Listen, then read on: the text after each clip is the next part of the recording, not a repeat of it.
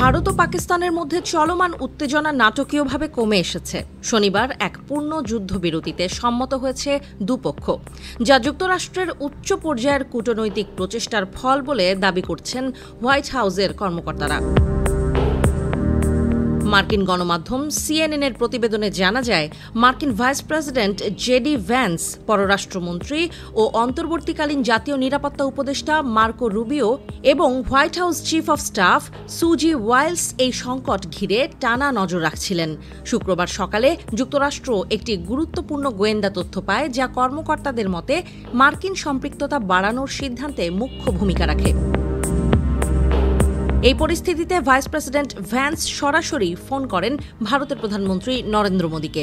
মার্কিন কর্মকর্তারা বলেন, ভ্যান্স মোদীকে জানান যে সপ্তাহান্তে সংঘাত ভয়াবহ রূপ নিতে পারে বলে হোয়াইট হাউস মনে করছে। ভ্যান্স ভারতকে পাকিস্তানের সঙ্গে সরাসরি যোগাযোগ এবং উত্তেজনা নিরসনের জন্য বিকল্প পথ বিবেচনার আহ্বান জানান।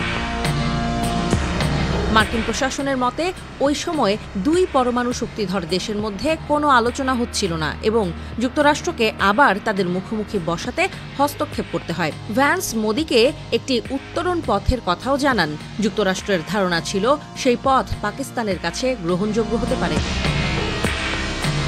ভ্যান্সের ফোন আলাপের পরপরই পররাষ্ট্রমন্ত্রী রুবিও ভারতের ও পাকিস্তানের কূটনীতিকদের সঙ্গে রাতভর যোগাযোগে ব্যস্ত থাকেন। যদিও যুদ্ধবিরতির খসড়া যুক্তরাষ্ট্র তৈরি করেনি, তবে দুই দেশের মধ্যে সংলাপ চালু রাখাই ছিল যুক্তরাষ্ট্রের প্রধান লক্ষ্য।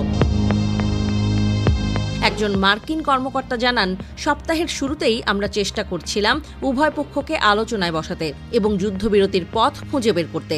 সেই আলোচনার মধ্য দিয়ে দুই পক্ষের সম্ভাব্য অবস্থান ও উত্তরণ পথ সম্পর্কে ধারণা তৈরি হয় এবং তা একে অপরের কাছে পৌঁছে দিতে পারা সম্ভব হয়।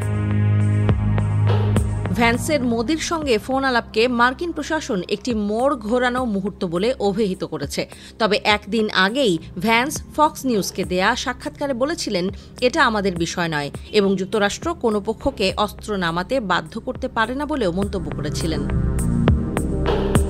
পরদিন শনিবার সকালেই ট্রাম্প সামাজিক মাধ্যমে পূর্ণ ও তাৎক্ষণিক যুদ্ধবিরতির ঘোষণা দেন।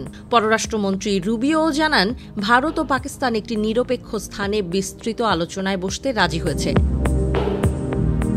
বিশেষজ্ঞরা বলছেন, এই উত্তেজনাপূর্ণ সময়েও যেভাবে দুই দেশ একটি যুদ্ধবিরতির চুক্তিতে পৌঁছেছে, তাতে যুক্তরাষ্ট্রের দৃশ্যমান ও অদৃশ্য কূটনৈতিক ভূমিকা অস্বীকার করার উপায় নেই।